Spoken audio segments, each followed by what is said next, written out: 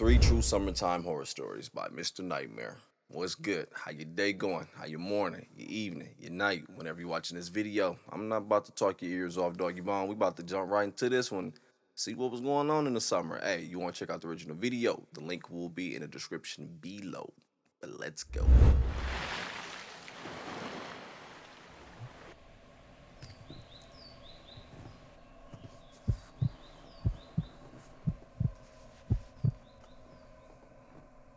I'm 18 years old, going to be a freshman in college this September.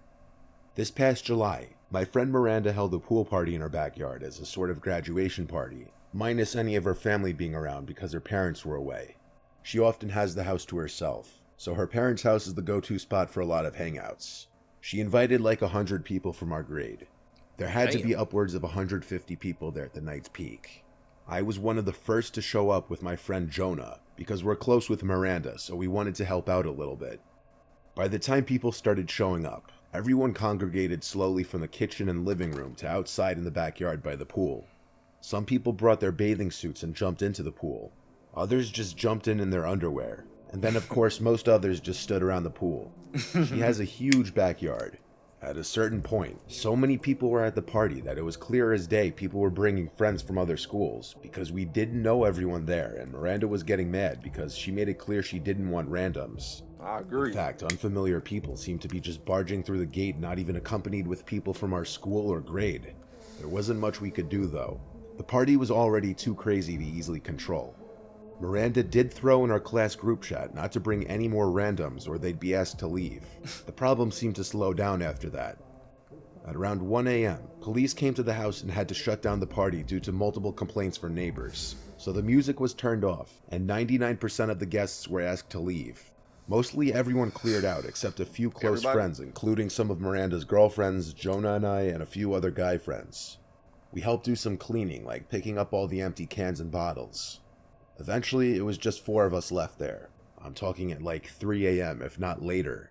Since it was hot outside, we migrated to the inside of the house in the air conditioning, where we were just chilling in the living room continuing to drink.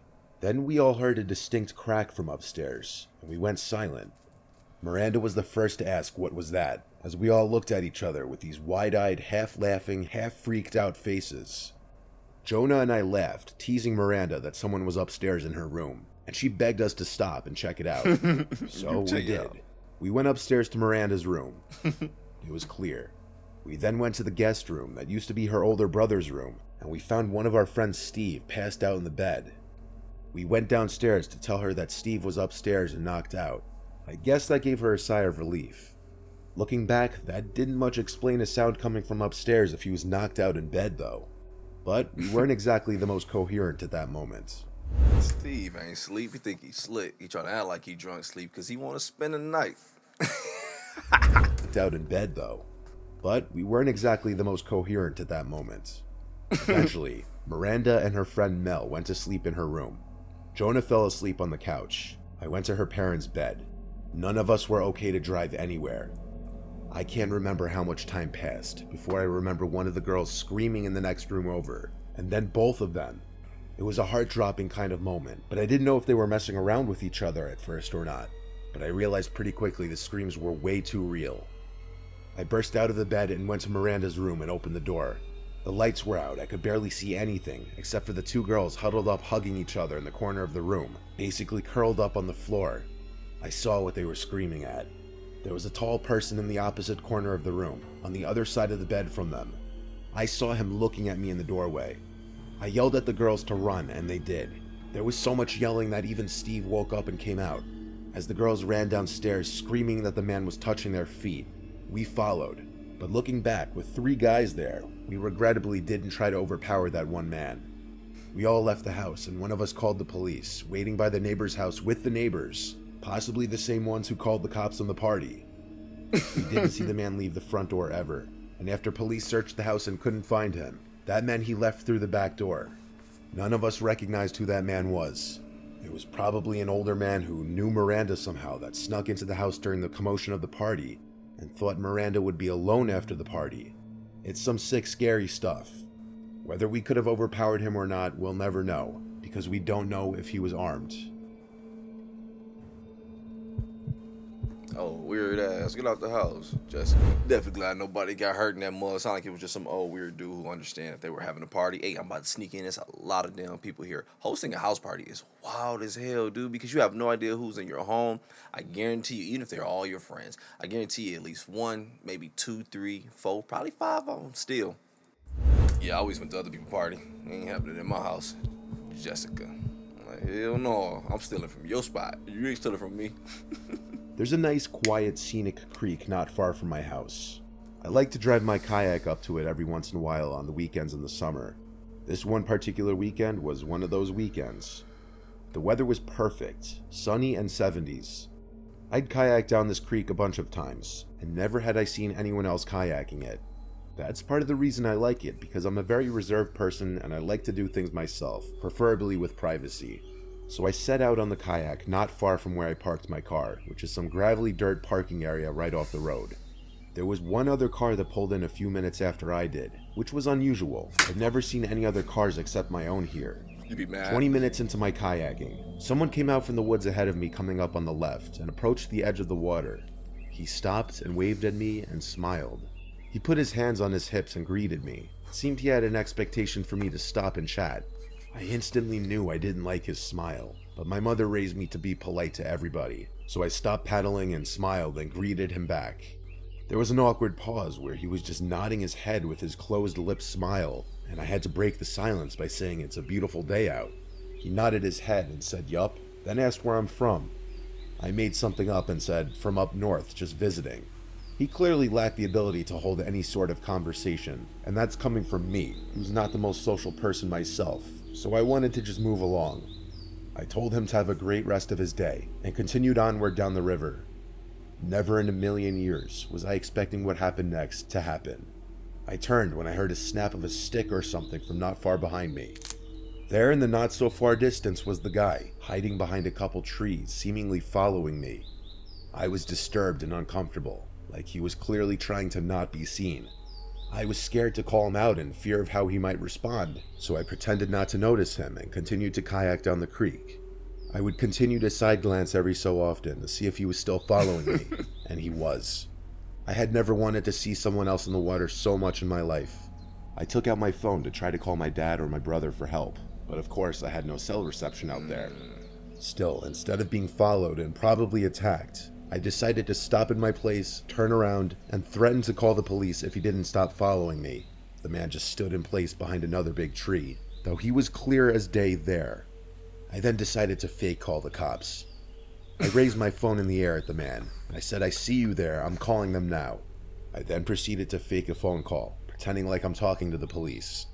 The man started to walk away deeper into the woods. It seemed to have worked. I turned around immediately and started kayaking back up the way I came as fast as I possibly could. I would constantly look over my shoulders until I got back to where I launched the kayak. I made it safely.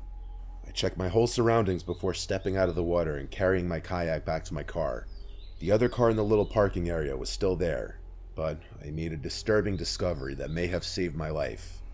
Up until this point, everything that happened could have maybe been explained away. However, I noticed broken glass near the back of my car, and the back passenger side window wasn't there anymore. It had been shattered.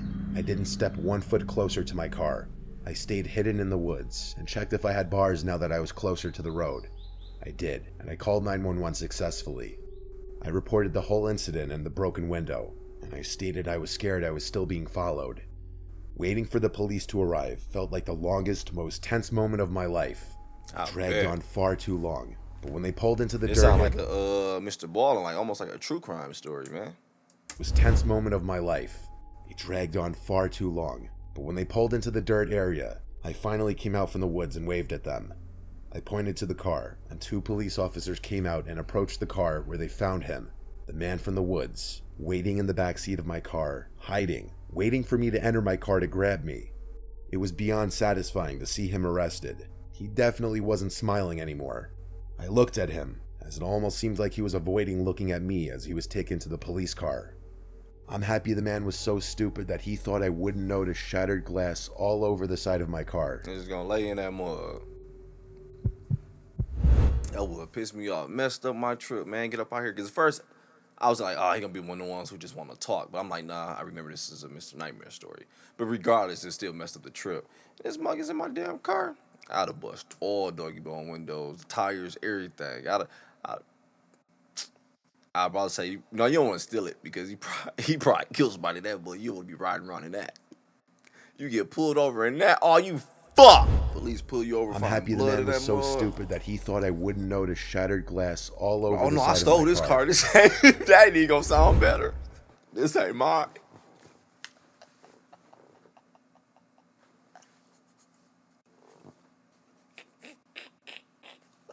I stole it, motherfucker. This ain't even mine.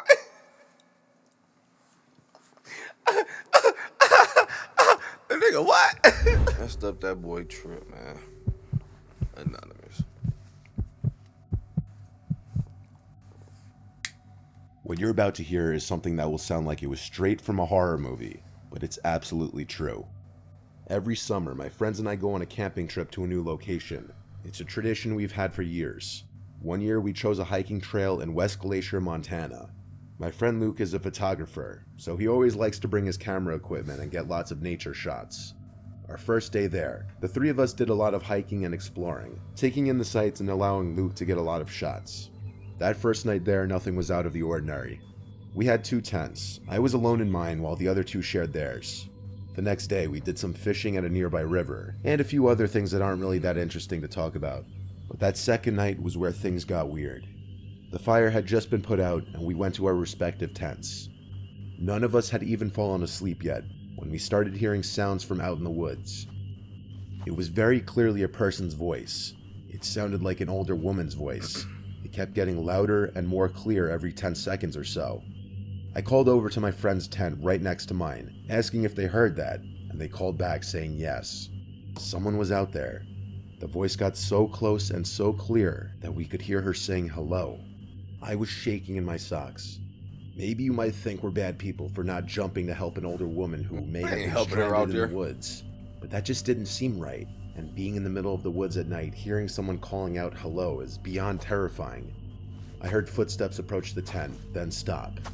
The voice once again said hello, but it was right outside the tent this time, and now that it was this close, it didn't sound like a woman anymore. It sounded like a man trying to sound like a woman, raising the pitch in his voice.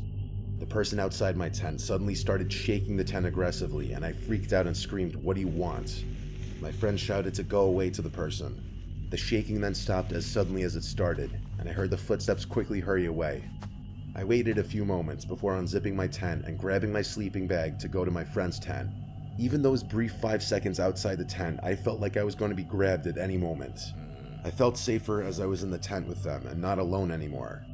None of us knew what to think, but we all 3 agreed it didn't sound like an actual woman. It sounded like some creepy man pretending to be one to get us to let our guards down. The question was, why though? And was he carrying a weapon? Either way, we didn't think it was safe to get up and leave now. We agreed to leave first thing in the morning as soon as the sun would begin to rise. We also agreed that someone would need to stay awake at all times to keep watch, so we agreed to take turns sleeping. My friend Matt took the first shift, while Luke and I tried to sleep, which was hard to do after what just happened, especially when we'd keep thinking we were hearing footsteps surrounding the tent. Eventually though, after many tense hours, I managed to fall asleep out of pure exhaustion. I never woke up until morning time, because apparently Luke fell asleep on his shift, and we were all asleep by that point. We were happy the sun was up, so we packed our stuff and headed back to the truck. It was a long ride home, and during the drive, Luke was going through his camera looking at the shots that he got over the course of the 2 days there. The last 3 pictures, however, were not pictures that he took. There were 2 pictures taken of our campsite while it was still dark out. The 3rd picture was taken inside of our tent, with all 3 of us asleep. Damn. Nothing was missing or stolen, strangely enough, and none of us were attacked in any way. Yet it remains the most fucked up thing that has ever happened to any of us. Some random creep out in the woods stalking our tent, and waiting for the right moment to enter our campsite, go through our stuff, sneak into our tent, and take a picture of all 3 of us, probably just to freak us out. And whoever it was, they accomplished their goal for sure. Legit had the ups on them. Could have done something. But no, I'm just take a picture and show you, yo, that one was wild, dog. I agree with the horror movie comparison as well because that definitely sounds like a horror movie, dog. But hey, I'm about to go ahead and get up out of here and enjoy my day. You do the same thing. Enjoy your day, your morning, your evening, your night, whenever you're watching this video. But I'm out.